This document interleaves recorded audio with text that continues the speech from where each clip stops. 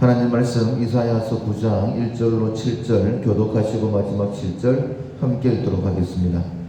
전에 고통받던 자들에게는 흑암이 없으리로다. 옛적에는 여호와께서 스불론 땅과 납달리 땅이 멸시를 당하게 하셨더니 후에는 해변길과 요단 저쪽 이방의 갈릴리를 영화롭게 하셨느냐. 흑암에 행하던 백성이 큰 빛을 보고 사망의 그늘진 땅에 거주하던 자에게 빛이 비치도다.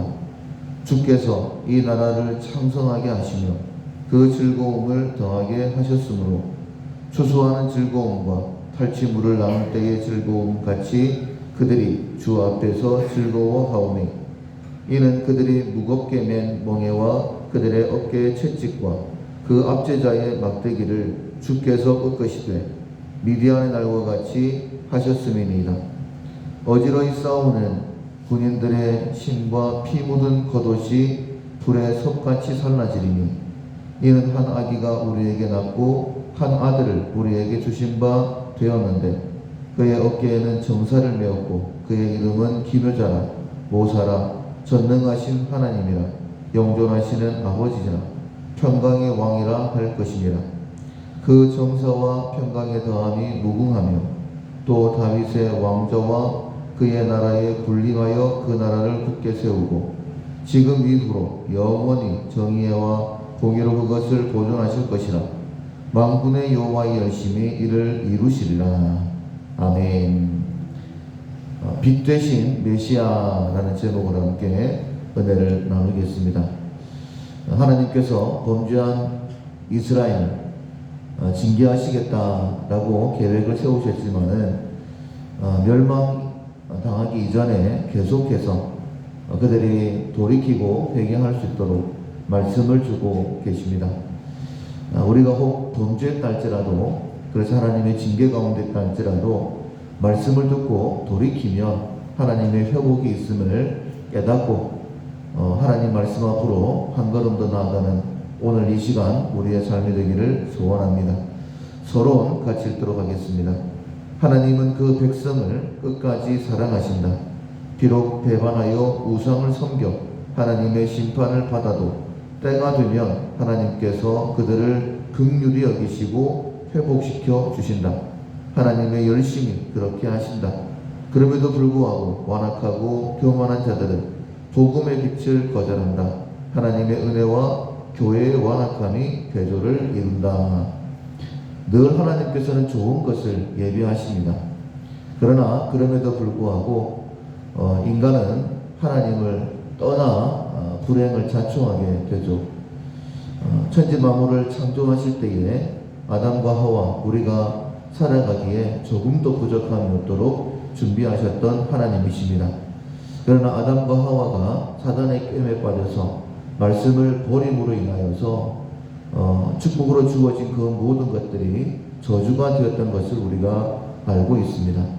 하나님께서 회복을 말씀하고 계시지만은 여전히 오늘 본문에도 하반절에 보면 이후에 보면 하나님의 말씀을 거절하고 여전히 죄 가운데 있음으로 인하여서 하나님의 구원을 경험하지 못하고 결국 멸망당하게 되는 이스라엘의 모습을 봅니다. 하나님의 말씀이 임할 때에 회복을 위한 말씀이다라고 믿으시고 돌이킬 수 있는 지혜가 우리 가운데 있기를 소원합니다. 회복을 준비하셨다 할지라도 말씀을 거역하면 결국 망하게 되어지는데 결코 이런 어리석음이 우리 가운데는 없어야 될 것입니다. 1번 이방의 빛이 비치다. 같이 한번 읽어보겠습니다. 스불론과 납달리는 갈릴리 지방의 땅이다. 이들은 이방과 맞닿아 있어 이방 문물을 받아 우상 숭배가 만연한 곳이었다. 하나님은 이 땅에 많은 선지자들을 보내셔서 회개의 메시지를 보내셨다. 그러나 그들은 말씀에 순종하지 아니하였고 오히려 선지자들을 멸시하고 핍박하고 죽이기까지 했다. 그들은 환경적으로 풍요로웠기에 말씀대로 살지 않아도 부족함이 없었다. 갈릴리는 강우량이 많아 농사에 적합하였고 갈릴리 호수로 인한 풍족한 어종으로 삶이 넉넉하였다. 하나님은 아수르를 통해서 이들을 심판하셨다. 스불론과 납달리는 북이스라엘을 대표한다. 그런데 하나님을 배반한 이들을 이방의 갈릴리라 부른다. 교회가 이방 세상처럼 변질되었다는 뜻이다. 바로 그곳에 빛이 비친다. 흑암에 행하던 백성이 큰 빛을 본다. 참으로 하나님의 은혜이다. 그 빛은 다름 아닌 메시아이시다. 신비로운 한 아기가 이방처럼 변한 갈릴리를 회복시키신다. 그 한 아기는 예언된 임마누엘이셨다. 그 이름은 기묘자, 모사, 전능하신 하나님, 영존하시는 아버지, 그리고 평강의 왕이라 불린다. 사도 바울이 그를 이끌어 근본 하나님의 본체라고 표현한 바로 그분이시다. 그분은 기묘한 일을 행하시는 분이시다. 그분은 창조주이시며 영존하시는 아버지셨다. 메시아의 선제성을 보여준다. 요한의 증거에 의하면 태초에 계신 말씀이셨고 하나님과 함께 하셨고 만물을 지으신 창조주이시다. 그분이 이방처럼 타락한 갈릴리를 회복시키시기 위해 오실 것이다.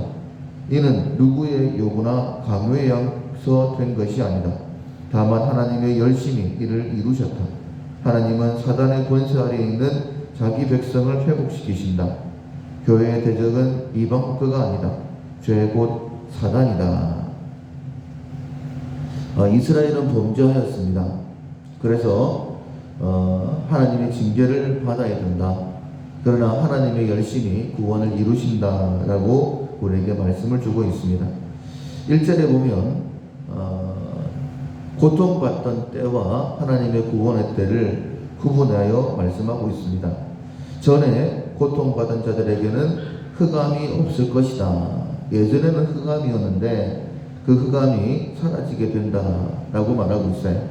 옛적에는 여호와께서 스불론 땅과 납달리 땅이 멸시를 당하게 하셨더라 하셨더니, 그러니까 예전에는 하나님께서 멸시를 당하게 하셨지만 이제는 그렇게 하지 아니하시겠다라고 말씀하시죠. 그래서 전에는, 옛날에는 이렇게 시작을 했는데 1절 중반절에 보면 후에는 이라는 말씀으로 기록되고 있죠.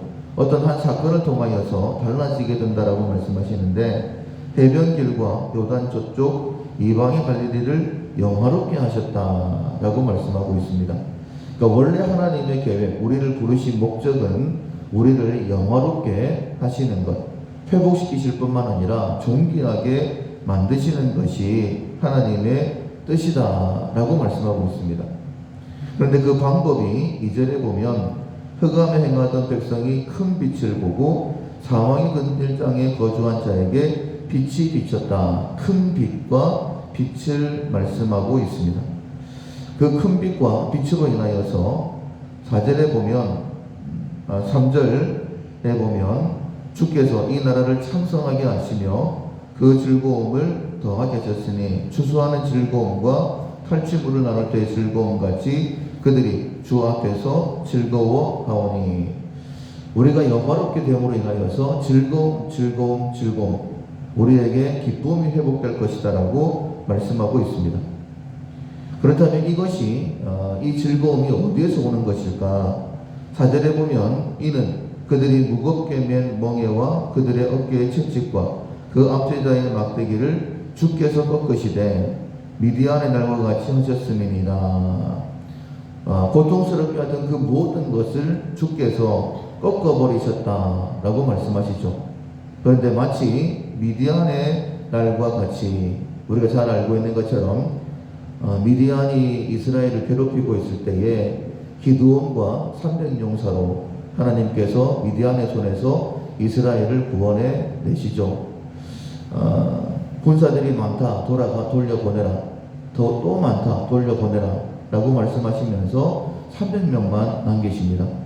그렇게 하셨던 이유가 하나님께서 이 일을 행하셨음을 온 나라로 인정하게 하시려고. 역시 마찬가지입니다. 예전에는 고통받았었는데 이제는 영화 가운데에 즐겁게 살아가게 하시는 것이 하나님께서 하신다라고 분명히 말씀하시는 것이죠. 이 큰 빛과 빛을 정확하게 6절 이하에는 한 아기다라고 우리에게 말씀하고 있습니다. 이는 한 아기가 우리에게 낳고 한 아들을 우리에게 주신 바 되었는데 그의 어깨에는 정사를 메었고 그의 이름은 기묘자라 모사라 전능하신 하나님이라 영존하시는 아버지라 평강의 왕이라 할 것임이니라. 그 정사와 평강의 더함이 무궁하며 또 다윗의 왕자와 그의 나라에 군림하여 그 나라를 굳게 세우고 지금 이후로 영원히 정의와 공의로 그것을 보존하실 것이다. 이 한 아기가 예수 그리스도이신 것은 우리가 다 알고 있습니다.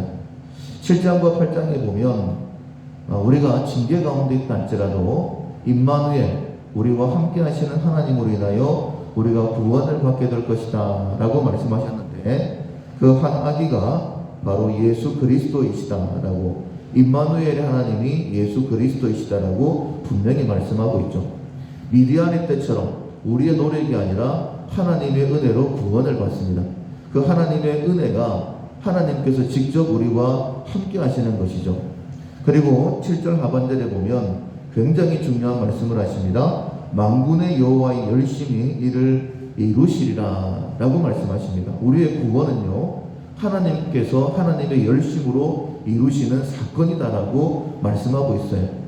하나님께서 이스라엘 백성들에게 가나안 땅을 약속하셨던 것처럼 지금 우리에게 하나님의 구원, 회복을 약속하고 계십니다. 그런데 그것을 하나님께서 이루어 내신다. 우리가 역사적으로 알고 있는 것처럼 예수님께서 십자가를 지실 때에 다 이루었다라고 선언하시죠. 그러나 우리가 알고 있는 것처럼 하나님께서 구원을 이루셨지만은 그 구원을 누리는 사람, 구원받은 사람은 많지 않습니다. 그것처럼 하나님께서 이스라엘 백성들에게 이처럼 특별히 스불론과 갈릴리에게 회복을 말씀하셨지만은 이스라엘은 결국 망하게 되어지죠. 그것을 8절 이하에 말씀하고 있습니다. 왜 그들이 하나님께서 구원을 완성하셨음에도 불구하고 망하게 되어지는지. 이번 그 빛을 거절하는 자들 같이 한번 읽어보도록 하겠습니다. 한 아기로 오시는 메시아 곧 구원의 빛이 약속되었지만 이스라엘은 여전히 완악하고 교만하다. 벽돌이 무너지면 가득은 돌로 뽕나무가 찍히면 백향목으로 대신한다고 말한다. 그 교만을 벌하기 위해 아람과 블레셋을 막대기로 사용했지만 이스라엘은 여호와께로 돌아오지 않는다. 더 심한 징계가 주어진다. 머리와 꼬리를 끊는다. 곧 장로와 존귀한 자 그리고 거짓 선지자를 제거한다. 그러나 이스라엘 타락은 멈추지 않는다. 오히려 지도자들이 백성들을 미혹한다. 그리하여 백성들은 악을 행하고 망령된 말을 한다. 하나님의 징계는 계속된다. 장정들은 기뻐하지 않고 고아와 과부를 긍휼히 여기지 않겠다고 하신다. 4번이나 그럴지라도 여호와의 진노가 돌아서지 아니한다는 말씀이 반복된다. 결국 여호와의 진노로 땅이 불타며 서로 전쟁한다. 북이스라엘에 임한 여호와의 진노가 종국에는 유다에까지 미친다. 그들이 합하여 유다를 치리라. 구원의 빛을 거절하는 완악한 교회의 모습을 본다. 너무나 슬프고 고통스러우며 괴로운 장면이다. 징계를 징계로 깨닫지 못하는 교회의 완악함이 우리를 슬프게 한다. 하나님께서 징계하셔서 그들을 낮추시고 앞서 말씀을 들었던 것처럼 심판의 영과 소멸의 영으로 우리를 깨끗하게 하시고 거룩하게 하시기를 원하시는데 이스라엘이 교만하여 하나님께 돌아오지 아니함으로 완성되어진 구원을 누리는 것이 아니라 오히려 그 구원의 때가 미루어지고 하나님의 징계가 더해지는 모습을 이스라엘 역사를 통해서 볼 수 있는 것이죠. 8절에 보면 주께서 야곱에게 말씀을 보내시며 그것을 이스라엘에게 임하게 하셨은즉 모든 백성 곧 에브라임과 사마리아 주민이 알 것이거늘. 지난 주일날 다바르 말씀이 사건이 되어지는 것이 하나님을 기쁘시게 드리는 것이고 회복이다라고 우리가 말씀을 들었습니다. 하나님께서 말씀을 보내셨어요. 그리고 그 말씀이 임했습니다. 그리고 이스라엘이 그 말씀을 알았다라고 말씀하고 있어요. 그렇다라고 한다면 말씀에 순종하고 회복의 길로 나아가는 것이 마땅한데 9절 하반절에 보면 그들이 교만하고 완악한 마음으로 말하기를, 하나님께서 징계하셨다라고 한다면 징계인 줄로 알고 회개해야 되는데 뭐라고 얘기하느냐. 10절에 보면 벽돌이 무너졌으나 우리는 다듬은 돌로 쌓고 뽕나무들이 찍혔으나 우리는 백향목으로 그것을 대신하리라. 회개하지 아니하고 오히려 더 교만하여서 하나님을 떠나는 그들의 모습을 볼 수 있죠. 11절 그러므로 여호와께서 르신의 대적들을 일으켜 그들을 치게 하시며 그의 원수들을 격동시키시리니, 12절은 아람, 블레셋 그 나라들이 입을 벌려서 이스라엘을 삼킨다 라고 말씀하고 있어요. 그런데 그럴지라도 여호와의 진노가 돌아서지 아니하며 그들의 손이 여전히 펴져 있으리라. 그리하여도 그 백성이 자기들을 치시는 이에게로 돌아오지 아니하며 만군의 여호와를 찾지 아니하도다. 왜 이스라엘이, 남유다와 북이스라엘이 결국 망하게 되었느냐? 하나님께서 징계하심에도 불구하고 그것이 하나님의 징계인 줄로 알지 못하고 오히려 하나님을 떠났기 때문에, 선지자들이 하나님의 말씀을 대언하고 있지만은 대언되어지는 그 하나님 말씀을 무시했기 때문에 결국은 망하게 되어진다. 징계를 받았으면, 하나님의 말씀이 임하면 당연히 회개하고 돌이키는 것이 마땅함에도 불구하고 그렇게 하지 아니함으로 인하여서 망한다라고 말씀하시는 거예요. 사랑하는 성도 여러분, 하나님의 말씀 앞에 더 정직한 우리가 되기를 소원합니다. 하나님께서 이 기간 동안 회복을 명하신 그 회복이 우리 가운데 임하는 방법은 한 가지밖에 없습니다. 하나님께서 내게 말씀하실 때에 그 말씀을 받고 그 말씀대로 회개하는 것밖에 없다라는 사실을 기억하고 말씀의 끈을 붙들고 하나님께로 한 걸음 더 나아가는 우리가 되어야 될 것입니다. 결론 같이 읽어보도록 하겠습니다. 이방처럼 타락한 교회를 향하여 빛을 비추시고 메시아를 약속하셨다. 하나님의 열심히 이를 이루신다. 얼마나 놀라운 사랑인가. 하나님의 열심과 사랑을 기억하자. 그러나 완악한 교회의 모습도 기억하자. 나와 우리 교회는 이런 완악함에 이르지 않도록 기도하자. 겸손하게 하나님 앞에 나아가는 자가 구원을 얻습니다. 오늘 이 새벽 시간에도 내게 주시는 말씀이 무엇인지, 내 삶에 돌이켜야 될 부분이 무엇인지 깨닫게 달라고 기도하시고 깨달음을 주시는 대로 순종하셔서 내 삶에 무너진 부분이 회복되어지고 영화로움 가운데, 즐거움 가운데 주신 사명 감당하는 우리 모두가 될 수 있기를 주님의 이름으로 축원합니다. 아멘. 찬송가 105장 오랫동안 기다리던 함께 찬양하시겠습니다.